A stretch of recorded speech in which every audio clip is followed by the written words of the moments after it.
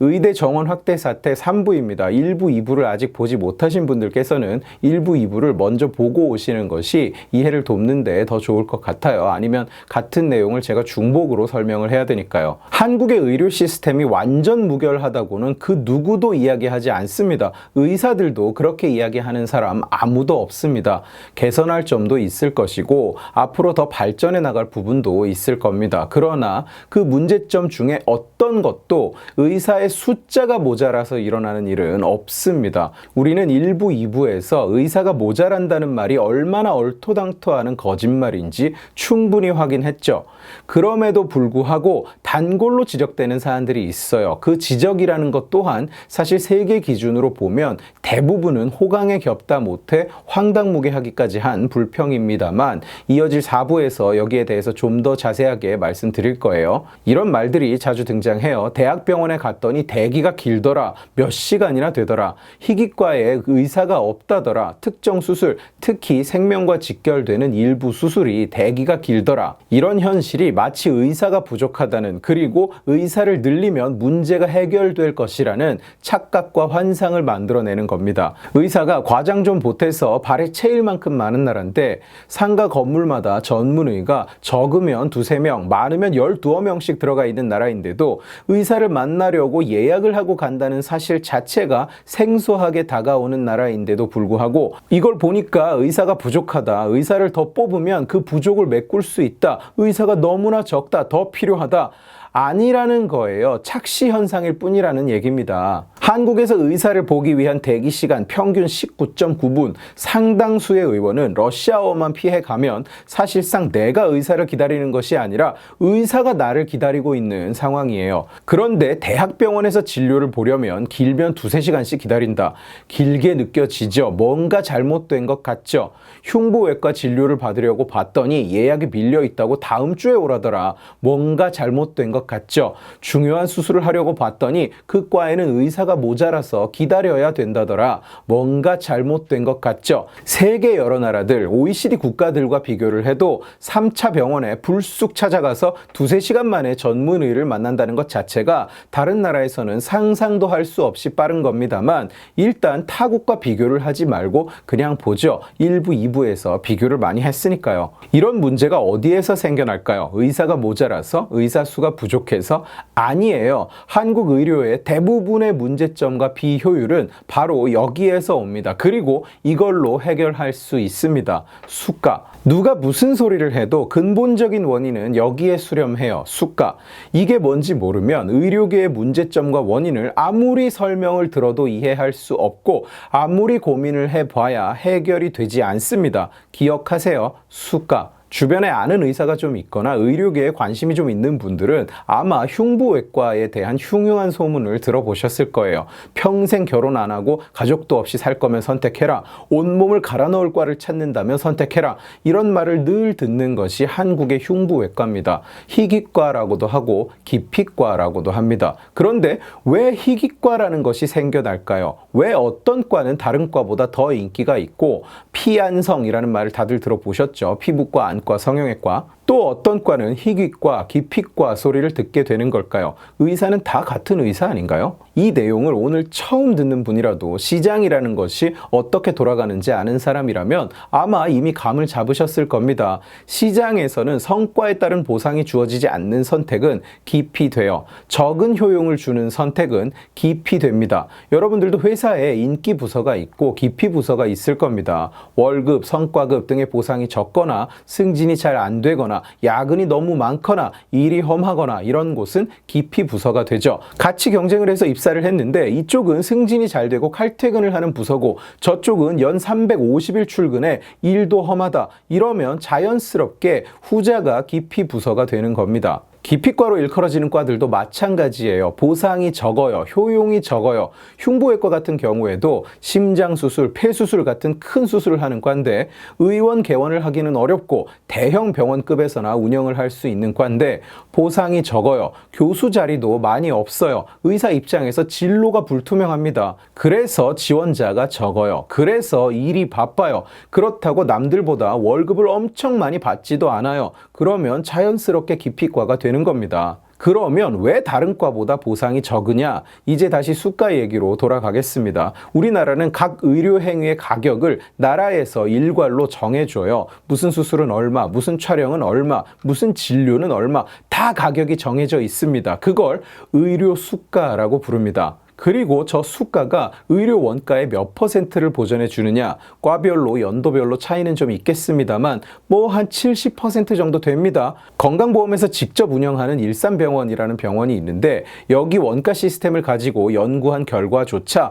건보공단에서 직접 운영하는 병원인데도 원가 보전율이 69.9%였습니다. 오해하실까봐 미리 말씀드리지만 여기에서 이 원가 보전율은 환자 부담금과 건보 부담금을 합한 거예요. 건보공단이 70, 환자가 30 이런 게 아니에요. 더 쉽게 이야기하자면 수술을 하나 하는데 원가가 1,000만 원이 든다. 우리나라가 인정하는 그 수술의 가격은 700만 원이라는 거예요. 수술은 무슨 의사가 산속 동굴에서 혼자서 눈에 나오는 레이저로 하는 게 아닙니다. 외과, 마취과를 비롯해서 여러 의사가 붙고 간호사도 붙고 수술에 쓰이는 도구, 약품도 다 돈이죠. 수술방을 운영하는 것 자체도 당연히 돈이 들죠. 그런데 그 소요된 돈의 70%밖에 인정을 안 해주는 겁니다. 수술을 하면 할수록 적자다 이런 말 들어보셨어요? 과장이 아닙니다. 시장에서 상인이 야 이거 미치고 파는 거야 하는 얘기랑 달라요. 병원에서는 진짜로 적자가 납니다. 병원이 1,000만 원을 쓰고 그 값으로 700만 원을 받는다고요.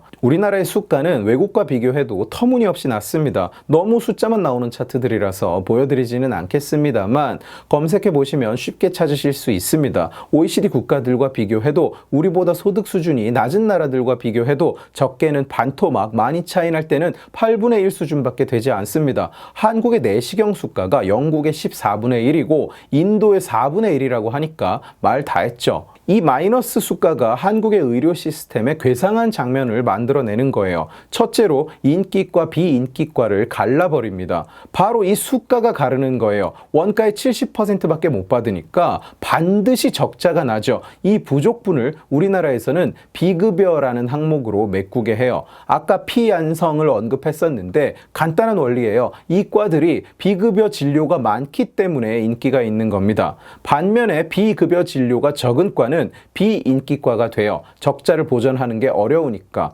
미국 같은 경우에는 흉부외과, 특히 소아흉부외과는 의대 안에서도 1, 2등 하는 애들만 간다고 할 정도로 인기과예요. 미국은 심장병 발병률이 세계에서 가장 높은데 마이너스 수가로 시장을 왜곡시키지 않으니까 수요가 많은 과에 자연스럽게 의사들이 몰리는 겁니다. 그런데 우리나라는 비급여를 많이 받을 수 있는 곳으로 가요. 적자를 빨리 메꾸는 과로. 둘째로 대형 병원들이 만성적인 적자 그리고 그에 따른 인력 부족에 시달리게 됩니다. 얼마 전에 이국종 교수와 병원장이 소리를 지르고 싸웠다 이런 기사가 떴는데 보신 분이 있겠습니다만 왜 그런 일이 일어나느냐? 이국종 교수가 환자를 보면 볼수록 병원에 적자가 나요. 병원장 입장에서는 올해 화끈하게 질러버리고 내년에 병원 문 닫겠다는 것이 아닌 다음에야 적자가 나지 않게 어떻게든 그걸 메꿔 넣어야 되는 겁니다. 그러니까 대형 병원에서는 사람을 넉넉히 뽑지도 못하고 간호사도 늘 경무에 시달리고 대기 시간이 의원보다 훨씬 길어지는 겁니다.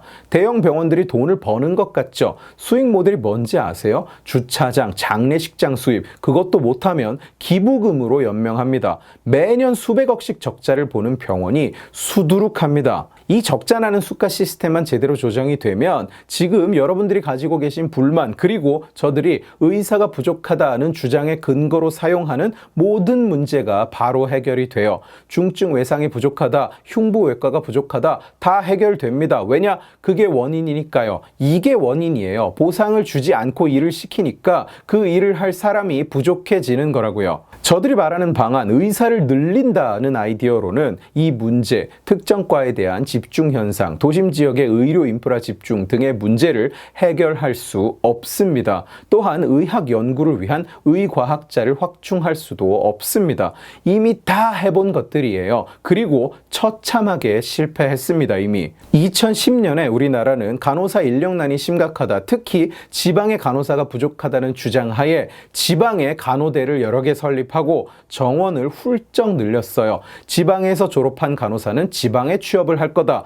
그럼 부족도 쏠림도 해결된다. 이런 단순 무지한 논리였습니다. 그런데 그렇게 정원을 잔뜩 늘려놨지만 간호사 인력난은 전혀 나아지지 않았습니다. 보시다시피 우리나라는 OECD 전체에서 인구 대비 간호사를 두 번째로 많이 길러내는 나라가 돼버렸지만 간호사 인력은 여전히 부족해요. 간호사 면허를 보유한 사람의 비율은 OECD 평균 대비 1.5배가 넘지만 간호사로 활동하는 사람은 그 절반밖에 되지 않습니다. 그리고 여전히 당연하게도 간호사들은 대도시에서 일하는 것을 선호하죠. 다른 모든 사람들처럼. 간호사들은 왜 어렵게 간호사 면허를 따놓고도 절반이나 간호사로 일을 하지 않을까요? 간단해요. 처우가 좋지 않아서 그렇습니다. 돈을 많이 주던가 일이 쉽던가 둘 다 안 되니까 일을 못하는 거예요. 지방에 가서 일해라? 그럴 이유가 없는데 대체 왜 일부러 지방에 가서 일을 하겠습니까? 근본적인 문제의 해결 없이는 인원을 늘린다고 상황이 바뀌지 않는다는 것을 보여주는 명백한 예시죠. 예시는 또 있습니다. 우리나라가 의대를 의전원으로 바꾼다면서 들고 나왔던 논리가 의사의 지역 분배 그리고 의과학자 양성이었습니다. 지금 이야기와 정확하게 똑같죠. 그래서 6년제 의대를 4년제 의전원으로 바꾸고 학부를 졸업한 사람들을 대상으로 학교를 운영해요. 의전원을 졸업한 사람은 상당수가 의과학자가 되어서 연구에 매진할 거라는 막연하고 괴상한 기대를 갖고 결과는 어땠을까요? 의전원을 졸업한 사람들 역시 그저 기존 의사들과의 경쟁에 뛰어들었을 뿐 무슨 의전원을 나왔다고 나는 의사가 아니라 의과학자가 될 거야. 나는 의전원을 나왔으니까 시골에 가서 의사 노릇을 할 거야. 이런 사람이 없었다는 얘기예요. 애초에 그럴 거라고 기대하는 것 자체가 말이 안 되죠. 말씀드렸듯이 지금 정부가 의대 정원을 확대하겠다고 나서는 이유가 바로 저겁니다. 지역 의사 양성, 특수 분야 의사 양성, 의과학자 양성. 그런데 대체 왜 늘어난 정원으로 의사가 된 사람들이 그냥 의사로 일하지 않고 저런 선택을 할 거라고 생각하죠? 나는 지방에 갈 거야. 나는 의과학자가 될 거야. 나는 역학조사관이 될 거야. 대체 왜 그런 선택을 합니까? 졸업 후 10년간 묶어놓겠다는데 수련의 1년, 전공의 4년 하고 남자는 군대까지 다녀오면 지역에서 일할 시간 고작 3년, 기왕 지방에 있는 거 펠로우까지 하고 나면 억지로 지역에서 1, 2년 버티고 다 서울로 올라오겠죠. 안 그렇습니까? 다시 한번 말씀드리지만 근본적인 문제의 해결 없이 인원을 늘린다고 상황이 바뀌지 않는다는 얘기입니다. 오히려 수도권에 집중될 의사 인구는 더 늘어나겠죠. 전편에서 말씀드렸듯이 한국의 의사 숫자는 이미 엄청난 속도로 늘어나고 있어요. 맨 위에 하늘색 선이 2000년을 100으로 환산했을 때 한국의 의사 증가율이에요. 그때 가서 지금으로부터 13년, 16년 뒤에 가서 지역 의사가 늘지를 않았습니다. 의과학자가 늘지 않았습니다. 수도권은 더 아수라장입니다. 이제 의대 정원을 10,000명 늘리겠습니다. 이럴 겁니까? 그중 1000명이라도 그 지역에 남아주기를 온 국민이 같이 기도합시다. 이럴 건가요? 무슨 놈의 사고 구조가 이렇게 단순합니까? 의사 보고 공공재니 뭐니 헛소리를 해 제끼더니 의사들이 정말 가로등 마냥 뽑아서 심어 놓으면 거기 그냥 서서 불 켜지는 줄 아십니까? 안 된다고요. 당신들의 그 주름 한 점 없이 깨끗한 뚝배기에서 나온 생각은 안 이루어진다니까요. 이미 실패를 몇 번이나 했어요. 문제의 원인이 뭔지조차 파악을 못하고 있으면서 무슨 수로 상황을 해결합니까? 아무도 집을 못 사게 하면 집값이 싸질 거야. 이따위 수준의 솔루션으로 세상 만사를 해결하려고 들면 어쩌냐고. 이 구조를 근본적으로 해결하지 않으면 아무리 의사 공급을 확대해 봐야 이 구조 안으로 계속 빠져들 수밖에 없는 거예요. 이번 이슈에 대해서 이런 반문을 하는 부류가 꽤 있었어요. 그래 봐야 우리한테 손해 날 건 없지 않냐. 의사 늘리면 지들끼리 경쟁하지. 우리는 의사 늘어나면 무조건 좋은 거 아니냐. 지금도 1부, 2부 영상에 그런 리플이 엄청나게 달려 있어요. 에휴. 자, 제가 좀 전에 보여드린 한국의 의사 증가율을 나타내는 그래프예요. 2000년을 100으로 볼 때 2017년에 의사 숫자가 딱 2배가 되죠. OECD 전체에서 가장 가파른 증가세입니다. 그런데 의사 숫자가 증가하면서 GDP 대비 의료비도 거의 정확하게 동률로 증가해 왔어요. 2000년에 4.0%였던 것이 2018년에 8.1%로 2배가 됐습니다. 의사가 늘어나면 늘어날수록 국민 전체의 의료비 지출 부담이 커진다는 얘기예요. 이게 실질적인 의료비의 질적 향상을 가져오면서 의료비가 증가한다면 의미가 있는 일일 수는 있겠으나 문제의 해결이 되지 않는데 아무것도 향상되지 않는데 비용만 증가시킨다면 그건 그야말로 머저리 짓이죠. 그 돈 누가 냅니까? 우리가 내는 거예요. 의료 수가를 올리면 의료비가 증가하지 않느냐? 예, 맞아요. 증가하는데 그건 지금 이 문제를 실제로 해결합니다. 그리고 훨씬 빠른 시일 내에 해결합니다. 지금은 외상외과 의사는 슈바이처 정신으로 공짜로 일하겠다고 와도 못 뽑는다. 없는 게 병원의 이익이니까 라고 말할 정도니까 그 부족한 중증 외상 의사 수가만 조정하면 금세 해결된다고요. 반면에 의대 정원을 확대해서 그 되지도 않는 지역 의사를 만들어 봐야 첫 전문의가 등상하는 시점은 여자는 지금으로부터 13년, 남자는 16년 뒤에요. 그리고 다시 말씀드리지만 이 구조를 근본적으로 해결하지 않으면 아무리 의사 공급을 확대해 봐야 그 늘어난 의사 역시 이 구조 안으로 빠져들 수밖에 없습니다. 의료의 질적 하락도 반드시 따라오게 됩니다. 우리 모두는 이미 부모의 권력을 등에 업고 온갖 비리와 거짓과 특혜로 의전원에 들어가서 낙제를 밥 먹듯이 하다가 이제 의사가 되기 직전인 사람을 하나 알고 있습니다. 정부가 추진 중인 이번 공공의대는 시도지사 추천으로 입학생을 뽑는다는 방안이 나와 있어요. 공공의대? 문도 열기 전에 벌써 그냥 현대판 음서 제도의 한 방편으로 전락하고 있는 것은 아닐까요? 여러분 어떻게 생각하세요? 도지사 추천으로, 시장님 추천으로 의대에 들어간 유급을 두세 번씩 한 유력 정치인의 자녀에게 수술을 맡기고 싶으신가요? 의사를 만날 때마다 긴가 아닌가 고민하고 싶으신가요? 저는 아닙니다. 내용이 길어서 정리를 한번 하겠습니다. 대한민국 의료, 세계 그 누구도 따라올 수 없을 만큼 빠르고 질 좋고 편리하고 가깝고 쌉니다. 그러나 더 개선할 점이 있다면 그것은 이미 너무나 많은 의사를 더 늘리는 것으로 해결할 수 없습니다.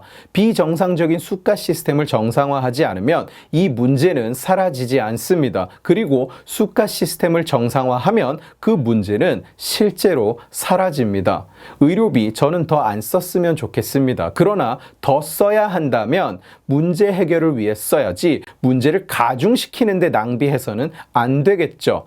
의대 정원 확대는 저들이 정원을 확대해야 된다는 근거랍시고 늘어놓는 그 문제점들을 더욱 가중시킬 뿐입니다. 그리고 그 대가는 언제나처럼 우리 모두가 함께 지불해야 됩니다. 의대 정원 확대 사태 3부는 여기까지입니다. 원래 2부로 기획했던 이 시리즈는 분량이 늘어서 총 4회로 제작될 예정이고 4부가 곧 올라올 겁니다. 4부에서는 함께 이번 사태에 대한 사람들의 반응을 같이 살펴보고요. 사람들이 그리고 의사들이 가지고 있는 현 사태에 대한 오해에 대해 이야기해 보겠습니다. 영상을 재미있게 보셨으면 지식의 칼 채널을 구독해 주시고 이 영상을 주변에 공유해 주세요. 여러분들이 공유해 주시면 설득은 제가 하겠습니다. 고맙습니다.